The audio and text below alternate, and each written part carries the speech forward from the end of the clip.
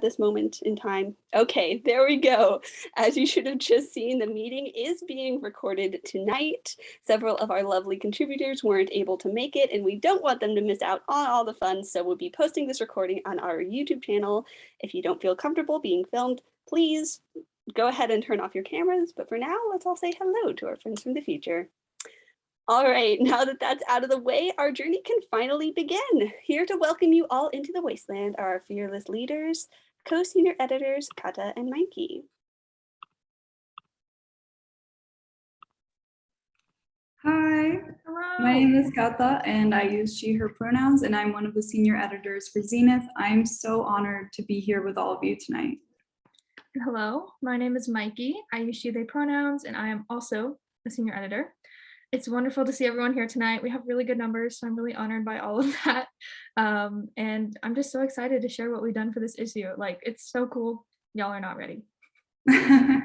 Okay, well, that being said, before we go on too long about how excited we are to show you issue 3, it's time for us to read our letter from the editors.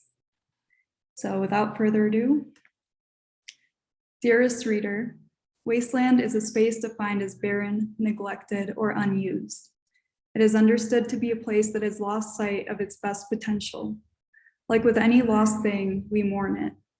Its bleak nature forces us to confront the wasteland within. The spheres we inhabit may feel empty after what we have lived through, forcing us into the illusion of a harsh, never-ending terrain. Our passions dissipated like desert clouds. And yet, there is a possibility for repose.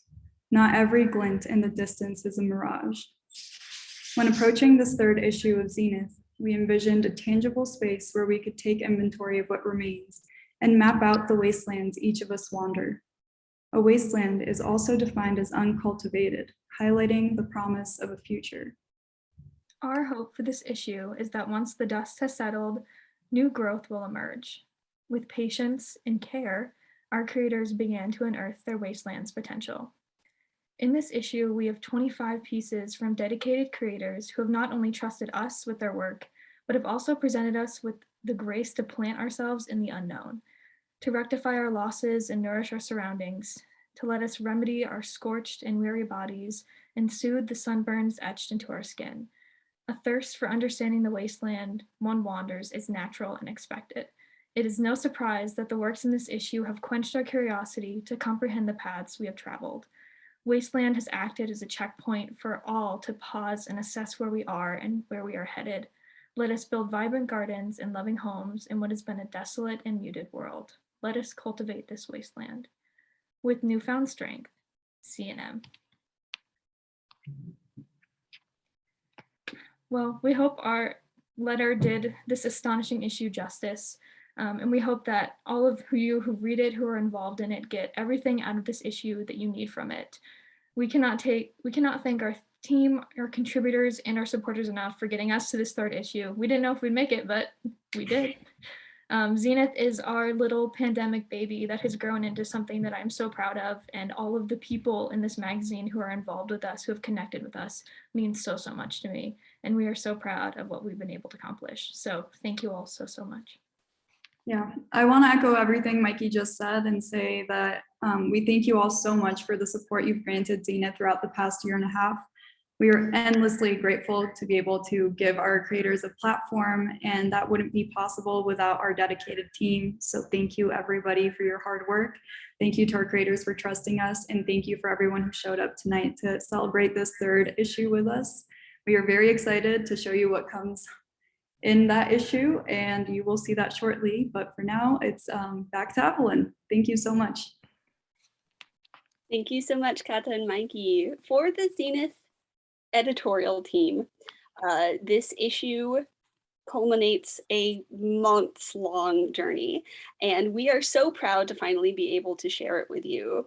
So without further ado, here to reveal the cover of Zenith Wasteland and take us on an exploration of some of the amazing design elements Zenith has come to be known for, please welcome our creative director, Hayden. Hi, everyone. I'm Hayden, the creative director for Zenith. I just want to take a moment and thank our wonderful design team, Chloe and Holly. They were both instrumental in creating our amazing cover and interior designs. Thank you both so much for your hard work. We really couldn't have done it without you. All right, now I'm going to shift to the cover and a little sneak peek of our third issue.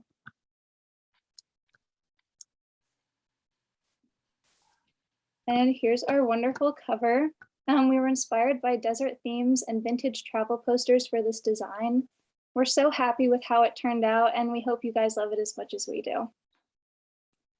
Now for the inside of the magazine. All right. We wanted to play around with shapes that resemble sun rays and textures that match our aesthetic. If you want to see the whole thing, go ahead and head over to our website or purchase a physical copy on our Lulu.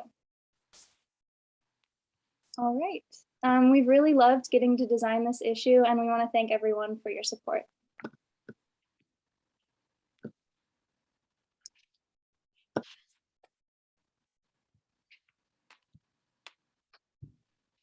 Thank you so much, Hayden.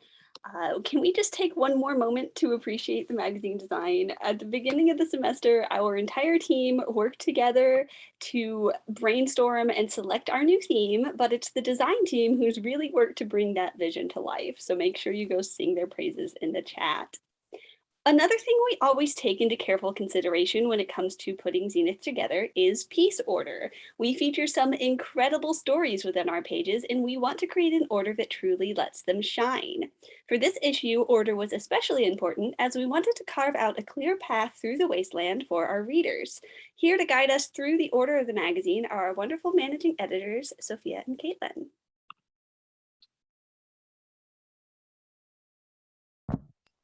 Hi, thank you, Evelyn, so much for that. This issue, our theme, Wasteland, was interpreted in so many wonderful ways. And let me also pull up our lovely table of contents where we can share all of our amazing pieces. It's just going to take me a moment because Zoom, no matter how many years on Zoom, I will never, ever understand how to do things on time, as they all know. Just give me 1 second. All right. So here is, I'll view it in full screen if I can. Oh, our lovely magazine on our website, which Jacqueline will show in a little bit. But so when we approached this issue, we really wanted to focus on our theme of Wasteland and what it meant to our contributors and what we interpreted when we first came up with the idea of Wasteland. And it was interpreted in so many wonderful ways. Some viewed it as in a physical space, while some viewed it in a non-physical space. And some are just beginning their own journeys through their personal wastelands, while some have reached an oasis. So when approaching the order, we try to encompass and cultivate the wasteland at the hands of our creators. So the two of us, Sophia and I, take this very seriously, and we just love doing this so much. Every single issue we get to do it for. We're so blessed with such amazing contributors. But so we tried to explore the wastelands forced upon us by nature, the ones that we create for ourselves. We wanted to take the reader on an expedition through the barren, neglected, and never-ending journey our contributors laid out for us. Setting the scene of the wasteland, we wanted to continue the journey by moving to the different ways we interpret a wasteland. Some saw it as abandoned buildings with remnants of human existence littering the streets. Some saw it as an open desert with sand decorating the land as far as the eye can see, hoping for a mirage in the distance. As we moved forward, we discovered through the works of our contributors that the wasteland's barren, empty terrain offers room for self-reflection. Many of our contributors chose to confront their own internal wastelands, sharing their struggles with identity, mental health, and finding a sense of belonging. At the same time, others explored the brutal, harsh terrain of the outside world. Both paths led to the sharp, scorching realization that there's no way to return to where or who we were before we began our journey. With all this in mind, the last pieces of our third issue reflect on what we're left with at the end of our journey through the wasteland. If that journey can be said to have an end, can we find an oasis, or will we become lost chasing mirages? Do we choose to leave in hopes of finding a greener future elsewhere? or do we choose to stay and attempt to cultivate right where we are? We found that with whatever choice we make, we plant a seed, and out of the wasteland, something will grow.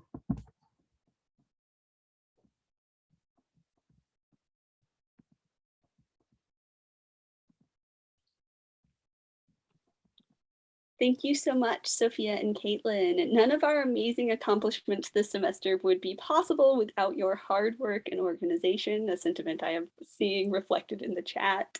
Speaking of accomplishments, one of our most exciting this semester has been the overhaul of our website. Here to give us the tour, please welcome our web editor, Jacqueline.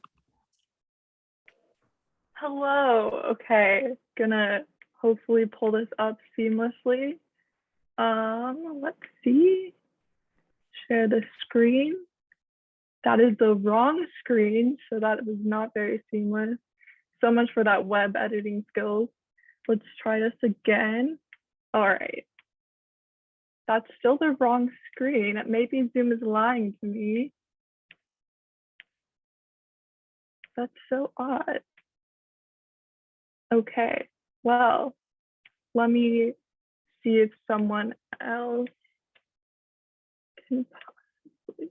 I can pull it up. I got it right here if you need. Yeah, that would be great. I don't know why, but it says it's the right screen, but it's lying to me. So Yeah. if you kind of just go where I'm talking about, I think we can kind of navigate that way. Let's hope so. Yeah. Let's see. So this is, yeah, go ahead and go home. This is our new homepage. The kind of goal here is to make it a little bit more like a nice house for all of our issues, less than like a particular design. If you just scroll down a little bit, you can take a little peek at what our homepage looks like, our beautiful theme statement, a little link down below to go read our issue, and then our social medias and more contacts. Taking a little peek at our like menu page over there. We have our new issue 3 right at top to go look at.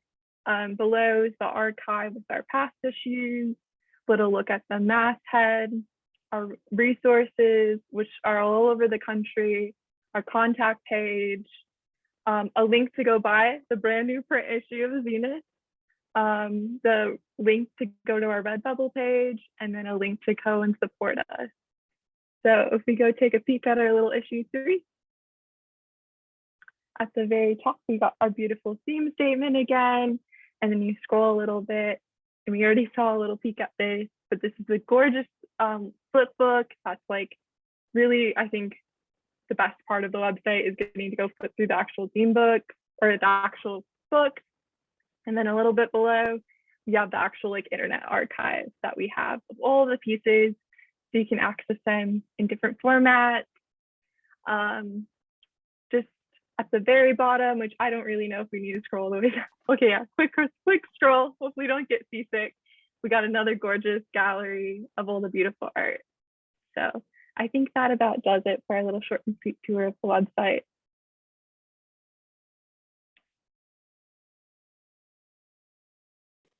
Thank you so much, Jacqueline. The new website looks amazing. While our website is the quickest way to access our brand new issue, we also have copies available for print on demand through Lulu alongside our 2 previous issues, Coming of Age at the End of the World and Transcending the Self. Zenith is an independent magazine run completely on a volunteer basis by a team of dedicated college students, which means we don't have a consistent source of funding.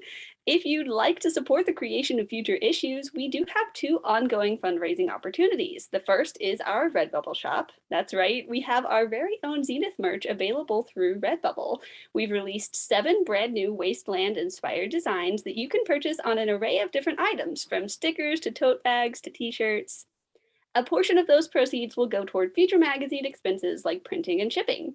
If you'd like to support the magazine, but you're not interested in the Redbubble shop, we also accept donations directly through PayPal. You can find the most up-to-date information on those fundraising opportunities, as well as other exciting Zenith news and content on our social media. We are at Zenith Lit Mag across all platforms, including Twitter, Instagram, and Redbubble. Okay, Now that we snuck a peek at the magazine, it's time to share some of the pieces that are in it. We have some very brave contributors who have volunteered to share their work with us tonight. If you didn't volunteer beforehand, that's okay. If the inspiration to share suddenly strikes you, just drop a message in the chat and someone will get your name on my list. First up, we have Zenith art editor Mason. Is this correct? Am I saying the right thing right now? Because I know that, sorry to pause and okay. We have art editor Mason reading on behalf of Alyssa Tapero, a nonfiction piece, The Earth Will Still Remain. Hi, can you guys hear me all right? All right. The Earth will still remain. I'm going to go ahead and start. I've carried the burden of extinction on my shoulders since I was a child, haunted by the sacred spirits of Panthera and Kuya, Tigris and Leo, by Puma Concaller, and Aesinox Drubatus, by the wailing specters of the burning Amazon and the mounting Arctic. Even then I saw the irreversible trajectory of our folly in the years since. No amount of hope in mankind, nor faith in divinity, could shake the nihilistic certainty. I do not need cursed Cassandra's terrible gift to know we crossed the point of no return long ago. We will never invent a technology capable of undoing the evils mankind has wrought, and certainly not in time to reverse the mass death we've set in motion. Even my child self, full of the dreams and promises of youth, understood the planetary genocide to which she'd bear witness in her lifetime. Yet, as I drown in grief, I must remember these words. Turn to geology on your deathbed. It is the only science that can save you. When the ocean is clotted with Orcinus orcas, ghosts, and plastic shopping bags, it will still wear away continents and heave forth cataclysmic waves. When the mountains are littered with Canis lupus corpses and abandoned solar panels, they will still cleave the sky and bury empty cities in eruptions of ash and mud. When every living thing is dead and we have finally committed the last of our species' incomprehensible crimes, the Earth will still remain. The planet will continue its endless cycles of upheaval and erosion, rupture and subduction, its titanic geologic metamorphosis, as if we'd never been. Earth, at last, we cannot truly kill, no matter how hard we try.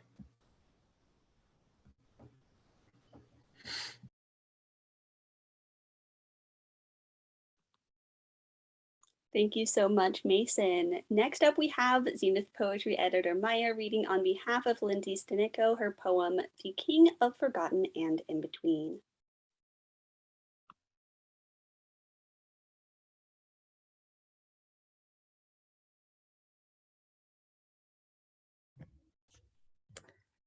Okay.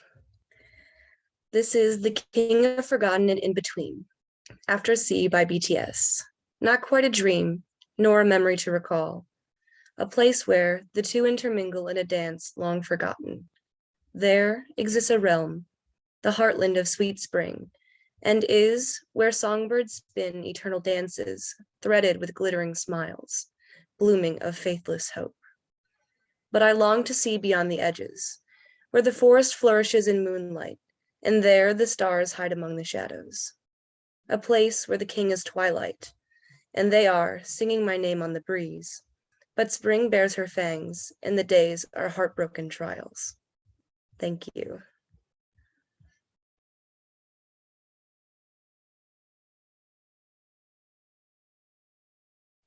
Thank you so much, Maya.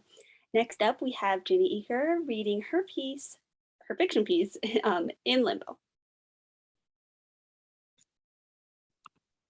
Okay, hello. I'm going to read just a few pages of my fiction piece. I had big dreams when I was a child. My mother said I was incredibly hard to contain when I was growing up. This wasn't due to physical activities. I never cared much for sports, running, or even playing with pretty dolls. I was hard to contain because I was always in my head. Coming up with some insane story again, are you? I remember my mother asking me more than once during my younger years. I'd simply nod and continue staring off into space. Thinking was one of my favorite things to do as a child. Some parents see a parallel of themselves with their child the older they grow. No one ever says how old, though. Oliver is 6 now, and he is the spitting image of his father. Not a single strand of hair matches my DNA. Oliver runs around the living room as if he is racing invisible mice concealed in the white carpet. The carpet is blindingly white. I make sure of it. The carpet is one element to the house that I am proud of, one of the few things I can maintain. The only mess is Oliver's black shirt, which has a large white mayonnaise stain from lunch. I didn't eat sloppily as a child. My mother raised me better than that. Eat like a lady. Never let a man see the food you chew inside your mouth. I was only 17 when I met my husband. At first sight, I felt nothing, but he felt love. He offered himself to me repeatedly, regardless of how much I sent him away, turning my head away from his repeated attempts to kiss my hand or take me by the waist. After long months, my mother slapped me across the face. This boy likes you. But what if I don't like him? I asked Mother. You have no say in that. You are a woman. So I agreed to a date with the boy. The date was entirely stale, as one could expect at the age of 17. Dinner at the local diner, crowded with high school students sipping from the same milkshakes with 2 interlocked straws, followed by a trip to the theater. The date ended with a long, romantic walk through the overlit tunnel that linked my house to his, and the school, and the diner, and the theater. It ended with a kiss that lacked something to be desired. I have no say in this. When he asks me out again, I agree. At the age of 18, I find myself standing in front of him in a different aisle. Oliver, I beg as my child runs around my legs, dirt and grime sticking to his body as if it were a parasite, residing underneath his skin and refusing to leave its new host. I don't recall the last time I bathed my child. Perhaps I should know. Perhaps I am a bad mother. There's too much else to do around the house. Feed the child. Make sure the child does not die. Clean the carpet. Cook dinner. Clean the dishes. Make sure the child does not crawl into the oven to sit with the dinner. Appease the husband. Put the child to bed. Cry myself to sleep. Never sleep. Get up in the morning to do it all again. I have the bath drawn, but he's running around in his suit of dirt. At least he's not on the carpet. My childhood house and my current one have no windows, so I have to imagine how it looked outside. Mother told me not to worry about the outside. I didn't need it. A tunnel connected our house to my school and back again. Mother never left the house. A good mother and wife shouldn't. I decided that the sky outside would be pink with purple cotton candy in the sky, delicious and sickening when taken in excess amounts. The ground would be like a carpet, but not that white that Mother never kept, but I do now. It would be blue, vibrant blue, and never white or yellow. The best part of the outside was that once I entered it, I could never go back inside. I wouldn't have to go back to my mother or the boy my mother wanted me to date because I had no other choice. I wish I could live in the outside forever. Oliver never dreams about the outside. He did ask me about it once. He asked why his father walked through the tunnel every day for work and what lies beyond the doors, but I never answer him. The husband never answers him either. Maybe we don't have the energy to make up some nice story. I spoiled him with toys so he would never concern himself with what lies outside the doors labeled, "Do not open." Oliver watches me now, his eyes stretched out curiously. For once, he is still. He needs a bath. He's filthy. I can't clean him enough. Mother, please. I let go of his shoulders I have been holding on too tightly, and he pushes himself up, the water in the bathtub coming up just to his ears. He continues to watch me, but I don't say a thing. He's expecting an apology. Men always are. The clock strikes loudly, ringing 5 times. The husband will arrive soon, and he will require feeding. Thank you.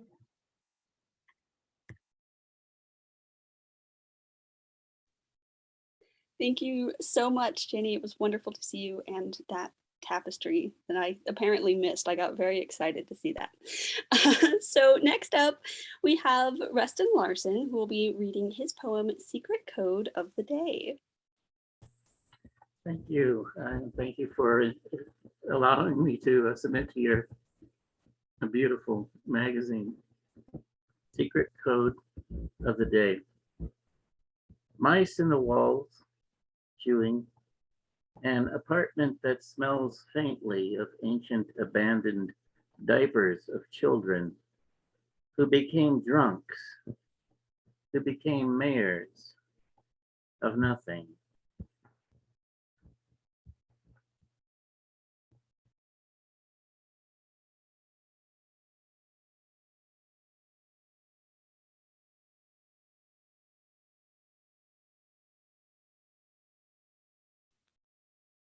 Thank you so much for sharing with us tonight, Rustin. Next up, we have Laura Boyle, who will be sharing her nonfiction piece, Who You Come Out To. Thank you so much. This is Who You Come Out To After Girl by Jamaica Kincaid. Your mom in the car at a red light, your dad by association, your brother by accident, your hairstylist when she asks you why you want to cut off all these lovely locks, your female barber, all the men with ears, the girl you've been in love with since 7th grade, the girl you just met on a dating app who wants to know your zodiac sign and what the pronouns you use and what time you were born. You say the girl kind and Gemini, except it sounds like a question, and she leaves you on read because you don't know what pronouns are yet or what a natal chart is, or that you can have more than one zodiac sign, but 7:13 a.m. seems like the kind of time only a mother should know, so you don't give it away. A 23-year-old skateboarder with a single sunglasses emoji in his bio, a non-binary person looking for friends with benefits because they think you understand how to kiss a woman. Another boy determined to change that, the old lesbian couple at an Alanis Morissette concert with a single nod. Your spiritual bisexual cousin, your Sephardic Jewish aunt and Moroccan uncle before Shabbat dinner.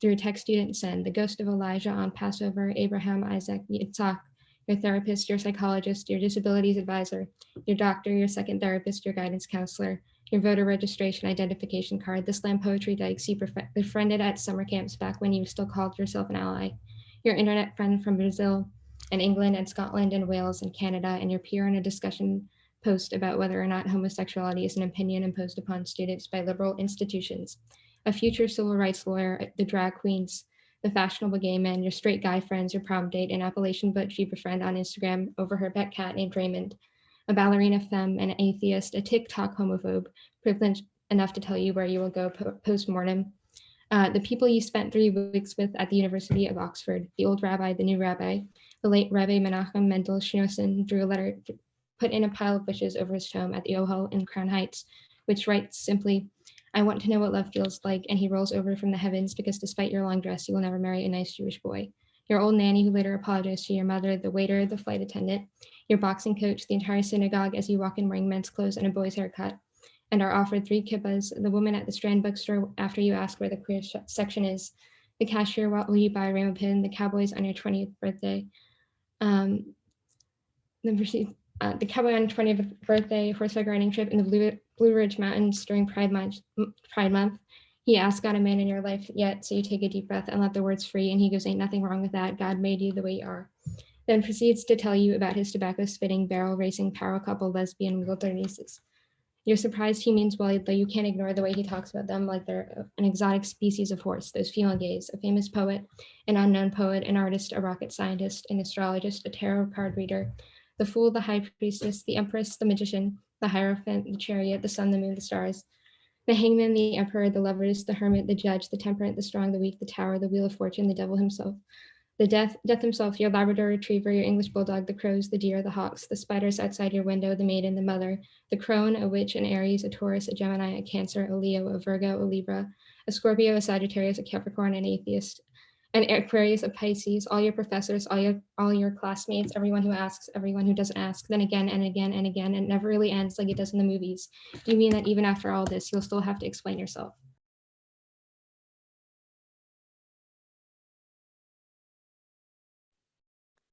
Thank you so much, Laura. That was such a powerful reading.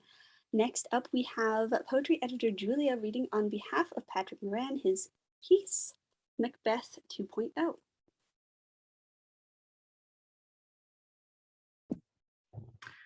Macbeth 2.0. In the best of all possible worlds, another world waits like a murderer in the woods. But the woods cannot contain the murderer any better than the lonely field can hide the murderer's footprints. What makes him a murderer in the woods is as mysterious as the woods themselves. What makes the field a field of muddy clues remains to be seen. What makes a lonely field a terrifyingly strange place is that you are the victim and the villain, and neither of you can remember your lines.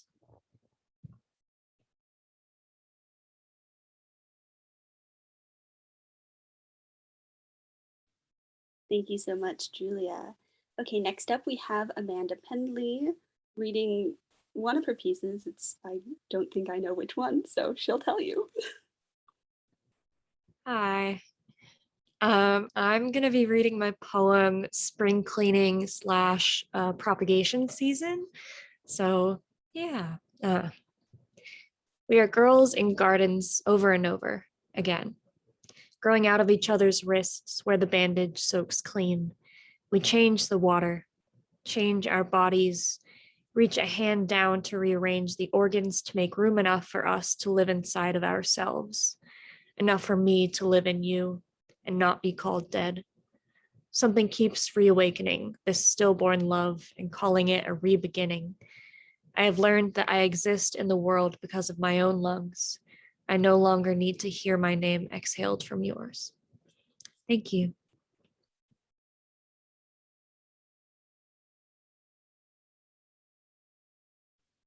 Thank you, Amanda. Next up, we have Elena Walters, who will be reading from her fiction piece, We Are on the Brink. Okay. Hi. All right.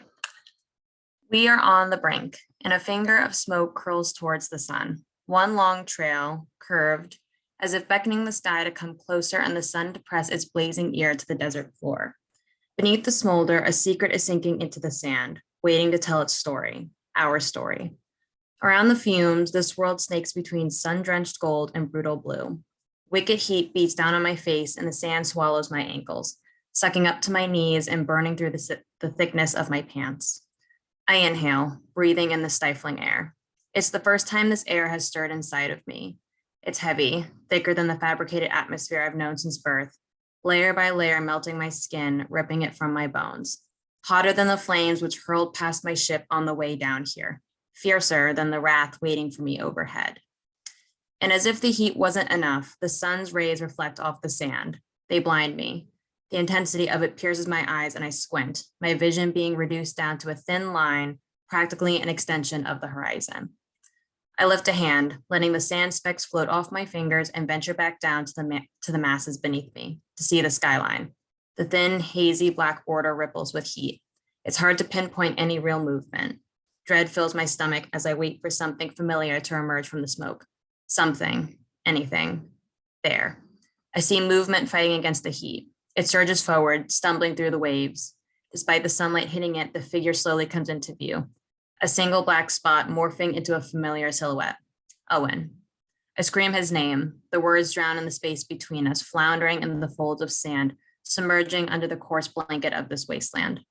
I don't wait for his voice, his reply, to carry to my ears. I'm already running. The cords and wires of my parachute tangle behind me. I'm a puppet on strings, throwing, tossing, and swinging my limbs to be free from its grasp. My hands fly across the buckles of my harness. At last, its grip falls from my chest and I stumble forward, nearly face planting into the bends of russet, sienna, and bronze dotting this expanse. Owen. I waste no time. I leave the ruined spacecraft and my harness. The past will deteriorate into the earth quietly and swept with sand. I will not miss the stories held in its chambers. I will not linger on the emotional residue smeared on the harness's clasp. There's nothing left for me in them, nothing to be salvaged in these badlands. Only Owen.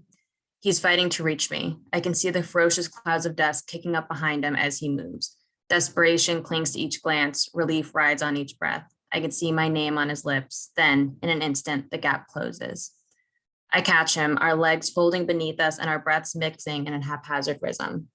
We cling to each other, foreheads touching, sweat and tears collecting on our cheeks, eyes squeezed shut, letting our hands say what words cannot.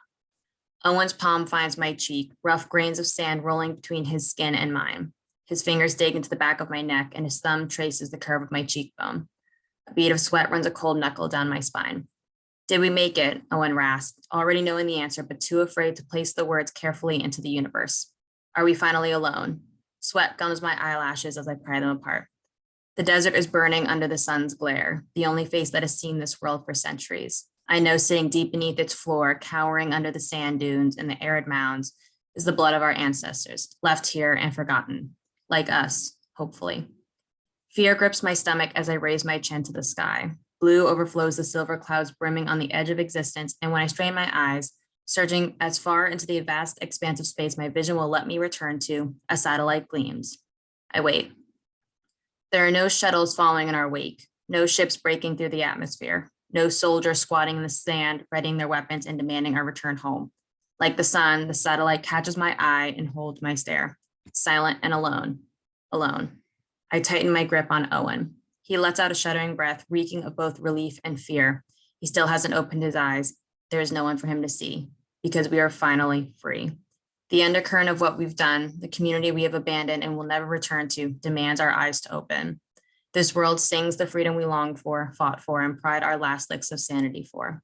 There is so much to be seen in this desert, hellish, hot, and holy, is the true oxygen for my spirit, is the soul of our new home. I cup Owen's cheeks as if I were holding fresh water in my palms. Slowly, I lower my lips to his ear, and I murmur to him like a first prayer to our newfound gods. Yes, my love, we are finally alone. Thank you. Thank you so much. I am admittedly biased as a fiction editor, but that's one of my favorite pieces in the magazine. So I was so excited that you decided to share it with us. There we go. I can talk.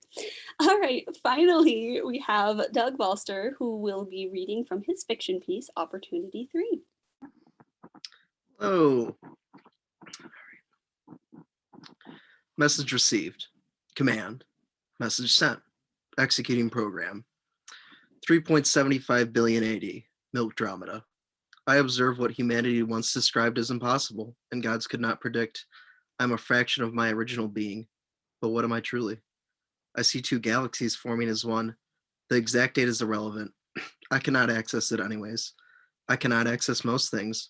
Almost all of me has been destroyed, damaged, eroded, or shut down. Only the core processes are left. Observe, run loop, survive. Timer 3.75 billion AD, record. Anything else is fragmented. I can recall that I was born in the year 1999 AD, that I was once fully human, that I know what society called my consciousness was downloaded into a device named Opportunity. Its purpose was the preservation of myself, error, life, error, humanity, error. I remember looking at the stars, wanting to experience everything. I realized that everything will eventually include the cessation of my existence, when a star named the sun will die. That is longer than I have been alive for. The time, however, will pass by, as time is constantly going forward and will continue to. That is the purpose of my being then, to observe everything? Yes. Dream simulation-powersave.exe. Am I alone? Is there life on this planet? I don't know. I send a signal out each unit of 24 hours with the message, "Hello, my name is Comet. Please respond once you have received my message." I believe that I am the last of humanity, or that I am the only opportunity to still function. As a child, I aspired to reach the stars one day, to live forever, to experience all that life has to offer. That was 3.5 billion years ago. My consciousness was downloaded here in 2022. I wasn't one of the few people able to afford consciousness preservation. I was chosen because my aunt helped build it. At least that's what I think happened. I can simulate the feeling of seeing stars at night around a fire. Maybe that is what I once did. End. Dream simulation-powersave.exe. Run, observe. Run, record. Run, send message.mp3. Hello, my name is Comet. Please respond once you have received my message. In an overgrown prairie somewhere in the Midwest of the United States, there is a lone machine firmly planted in the ground. The machine will observe everything in the universe from its point of view until it has stopped functioning. Its name is Opportunity number 03, calls itself Comet. I don't know whether Comet or Opportunity 03 is even alive or what remains of its former human is still there. Hell, I don't even know if it really is human. I've seen behind thick layers of glass that it has a brain. The rest is all mechanical. Reminds me of something I read in an old book about a machine called the Iron Lung. Supposedly was to help suffering polio patients live. All I know is, though, is that seeing the pictures of the damn thing, I wouldn't want to be alive in one of those. I wonder what could make a person do that. Oh well, guess that was their choice. Time to get back to shelter soon, I guess. Damn meteor showers have been closing in on us lately. I'll visit Comet when I go scavenging next. I figure Comet needs a friend. Even if Comet can't hear me, it's always nice to talk with somebody outside the settlement.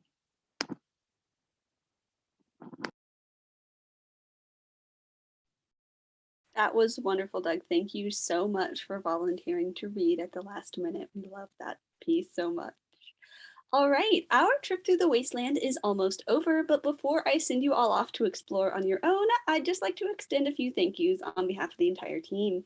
Thank you so much to all of our wonderful contributors for helping us populate the wasteland with your beautiful creations.